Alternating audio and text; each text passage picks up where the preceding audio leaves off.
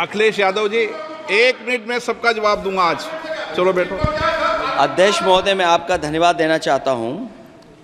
देश के बहुत महत्वपूर्ण सवाल पर आपने मुझे पूछने का समय दिया है।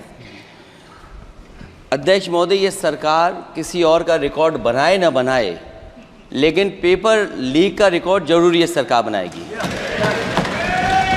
अध्यक्ष महोदय, मुझे इसके बैकग्राउंड में नहीं जाना है कि पूछें। अध्यक्ष महोदय, मुझे बैकग्राउंड में नहीं जाना है कि कब कैसे किस संस्था को बनाया गया है।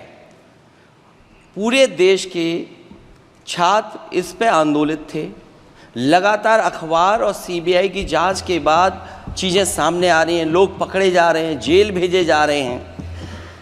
मैं अध्यक्ष महोदय आपके माध्यम से पूछना चाहता हूँ मंत्री जी से, क्या सेंटर वाइज जिन बच्चों को सबसे ज़्यादा नंबर मिले हैं, क्या उसकी सूची जारी करेंगे? 30,000 सीटें जहाँ हैं, कई सेंटर अध्यक्ष महोदय ऐसे हैं जहाँ 2,000 2,500 बच्चे पास हो गए हैं। सरकारी सीटें 30,000 हैं, कई सेंटर में 2,000 से ज़्यादा पास हो गए। कई प्रदेश के ऐसी जगह है जहाँ पर कुछ सेंटर से 600 से 650 से ज़्यादा सबसे ज़्यादा नंबर हैं। और अगर वो संस्था इतनी क्रेडिबल थी तो अध्यक्ष महोदय, जिन सेंटर्स पे ये परीक्षा हुई उन सेंटर्स का इंफ्रास्ट्रक्चर क्या था? क्या मंत्री जी ने जानकारी की थी इस बात की? अध्यक्ष महोदय, मेरे आपके माध्यम से एक ही निवेदन है कि बिना ये मंत्री जी रहेंगे तो न्याय नहीं मिलेगा बच्चों को। अध्यक्ष महोदय, आदरणीय अखिलेश जी की प्रश्न का मैं विनम्रता से उत्तर देना चाहूँगा कि अभी अभी सुप्रीम कोर्ट में जो चल रहा है केस, सुप्रीम कोर्ट ने ऑर्डर दिया पूरा विद्यार्थियों की सूची को वेबसाइट में उपलब्ध करा दो। सर, पिछले 3 दिन से देश भर की सारे विद्यार्थियों की लिस्ट पब्लिक डोमेन में उपलब्ध है। ये सारा चीज़ खुले पे है और कई प्रकार की तर्क आ चुका है। सर, मैं एक अभी उसमें केरल के विद्यार्थी भी अच्छे किए हैं, क्या हम ये कहेंगे भी वहाँ भी कुछ गड़बड़ी हुई थी? ऐसे आरोप करना, मैं देश की ग्रामीण इलाका, देश की एसटी एससी इस बार सबसे अच्छा परफॉर्मेंस करने वाले देश की एसटी एससी ग्रामीण बैकग्राउंड आर्थिक पिछड़े लोगों की है। क्या हम उनकी मेधा को हम चुनौती देते हैं? और बाकी रहा क्वेश्चन पेपर लीक की, सर मैं शुरू से मेरा एक स्टैंड रहा, राजनीति नहीं करना, लेकिन अखिलेश जी जब वहाँ दायित्व में थे उस सूबे की, सर सारे सूची है कितने बार उत्तर प्रदेश में क्वेश्चन पेपर लीक हुए हैं। माननीय एक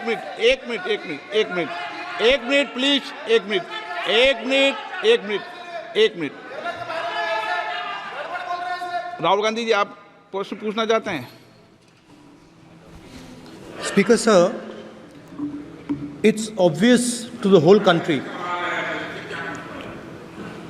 It's obvious to the whole country that there is a very serious problem in our examination system.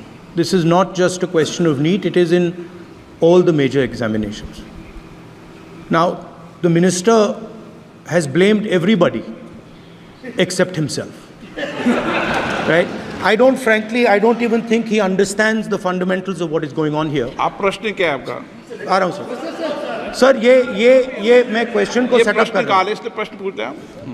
ये the issue is that there are millions of students in this country who are extremely concerned at what is going on and who are convinced that the Indian examination system is a fraud.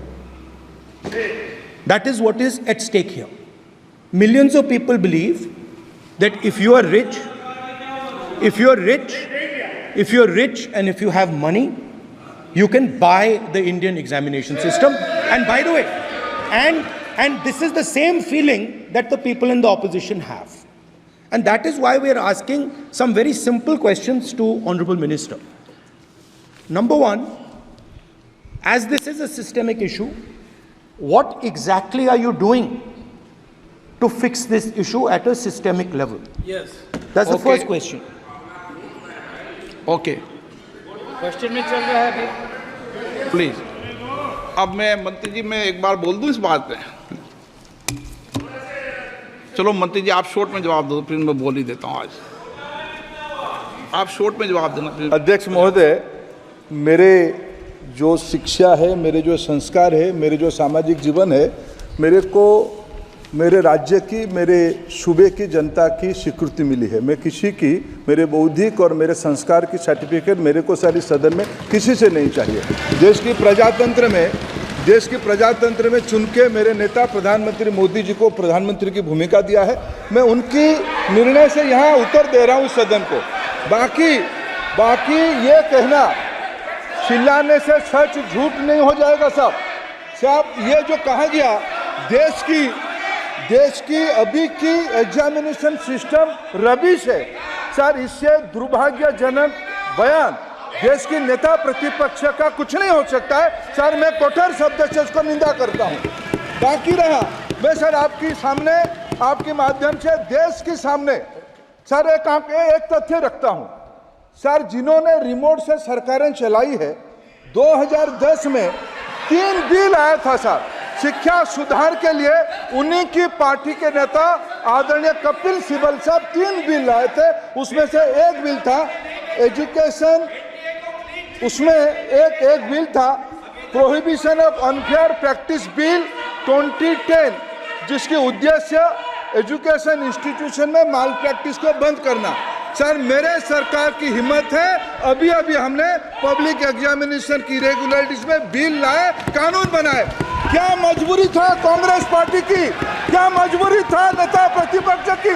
उन्होंने उस bill को उल्टा किया, किसके दबाव में उल्टा किया? क्या निजी मेडिकल कॉलेज की दबाव में, उनकी घूसखोरी की दबाव में उन्होंने उस बिल को उल्टा किया था? सच सुनने की सामने ही है ये। मैं किसी की विद्वता पे प्रश्न नहीं उठाता हूं, लेकिन सच 2010 में शिक्षा सुधार की बिल उन्हीं की सरकार ने लाया था, दबाव में उन्होंने उल्टा किया। ये हमको प्रश्न पूछते हैं।